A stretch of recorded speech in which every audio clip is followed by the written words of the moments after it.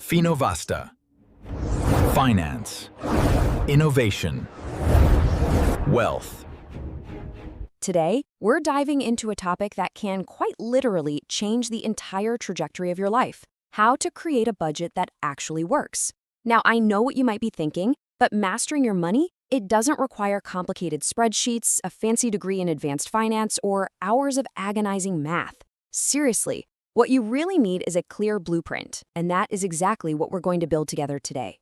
Okay, let's dive into this. Have you ever started a budget with the absolute best of intentions, only to just kind of abandon it a few weeks later? Well, you are definitely not alone in that. But here is the secret to getting over that psychological barrier. Why do most of these budgets actually fail? Listen, it is almost never a lack of discipline on your part. The real culprit? It's usually a budgeting system that's just way too complicated, incredibly unrealistic, or totally disconnected from your everyday life. Today, we fix that. So, what is a budget really? At its core, it's simply a plan for how you're going to use your income over a specific period, usually a month. The basic formula is super simple: income minus expenses equals money available for saving, investing, or other goals. I want you to completely reframe how you think about tracking your money right now.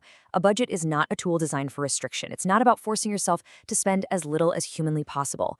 Instead, think of it as a deliberate, empowering plan to make intentional decisions about exactly where your money goes. Here's our quick roadmap for this explainer today to get you in complete control. We're going to cover 1. The budgeting mindset shift. 2. Building your financial foundation. 3. Choosing your budget method. 4. Making your budget work. And finally, 5. Avoiding common budget mistakes. Let's get right into it. Starting off with section 1, the budgeting mindset shift.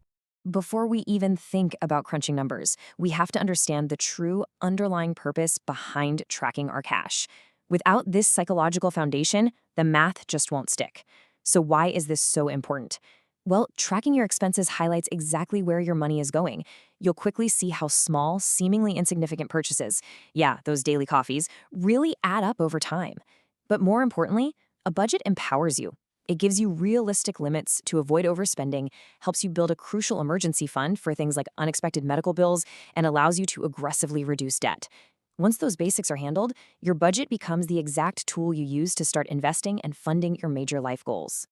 Let's move to section 2 and see how this builds. Building your financial foundation.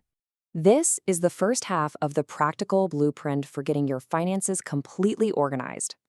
There are 4 foundational steps you need to tackle in this setup phase. First, calculate your monthly income. Second, track your expenses. Third, separate your needs from your wants. And fourth, set your financial priorities. Now, a really crucial piece of advice on that second step: before deciding how much you should spend, you absolutely must find out how much you're already spending. Tracking your current expenses for at least 1 month is vital before you start making any cuts. The goal right now isn't to judge your spending at all. The goal is just to understand it.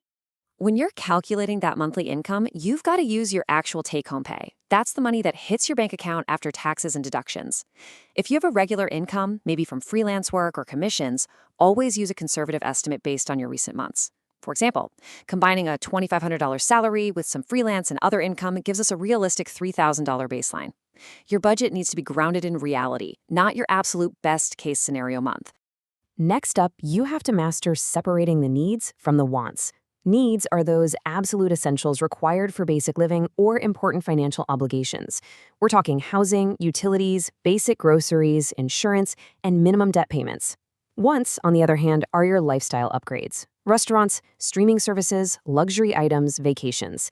But hear me clearly on this: you do not have to eliminate wants completely. A sustainable budget actually leaves room for enjoyment. The goal is simply ensuring your discretionary spending doesn't block your essential bills and priorities. Moving right along to section 3, choosing your budget method. Now, what's really interesting about this concept is that there's no single right way to budget, only the way that works for you. Let's look at 3 very effective methods. First up is the zero-based budget. Here, every single dollar of your income is assigned a specific job, leaving absolutely zero unaccounted for at the end of the month. So out of a $3,000 income, we allocate specific amounts to housing, food, transportation, savings, and entertainment. The remaining balance at the bottom is zero. Now, don't panic. This doesn't mean you spend it all. Notice that $550 specifically assigned a job in savings and investments. Every dollar has a purpose. Another incredibly popular method is the 50-30-20 budget. This is a fantastic starting framework, especially if you prefer broader categories over tracking every single penny. It just divides your after-tax income into 3 simple slices. 50% goes to your needs, 30% goes to your wants, and 20% is dedicated to savings and debt repayment. It's clean, it's simple, and it provides an excellent baseline to work from. And the third method is called pay yourself first. This means automatically transferring a set percentage to your savings or investments immediately after getting paid, before you do anything else. If you're someone who struggles to save whatever is left at the end of the month, because let's be honest, there's usually nothing left, right? This method is perfect for you. It literally forces you to prioritize your future goals before any discretionary spending even happens. Which brings us to section 4, making your budget work. All right, we've got our foundation and our method. Now let's focus on the maintenance mechanics, how to actually keep this system running smoothly in the messy, unpredictable real world. Follow these 5 steps. 1. Create realistic limits. 2. Include irregular expenses. 3. Automate your savings. 4. Give yourself some flexibility. And 5. Review regularly. I really want to stress that first point. A massive mistake people make is creating a budget that's way too restrictive. If you normally spend $300 a month on groceries, slashing it to $100 might look amazing on paper, but it's going to be impossible to maintain. Reducing that $300 budget to $270, that is so much more sustainable. What about those pesky irregular expenses? Like a terrifying $600 annual car repair bill or holiday shopping. If you ignore these, your monthly budget looks deceptively healthy, right up until disaster strikes. The solution is a sinking fund. You just estimate the annual cost and divide it by 12. That terrifying $600 repair bill, it becomes an incredibly manageable $50 a month. You just set aside $50 every single month, and when the bill finally arrives, the money is just sitting there waiting for it. And this brilliantly illustrates a balanced $3,000 a month budget in action. We've got clear allocations for housing, food, and debt, but also substantial room for savings and investments. Notice that last category there, entertainment and miscellaneous. You absolutely need to build in some flexibility. Without a buffer for the unexpected little expenses of real life, one tiny surprise can make an otherwise perfect budget feel like a total failure. But hey, what if you do the math and your expenses actually exceed your income? First rule, don't ignore it.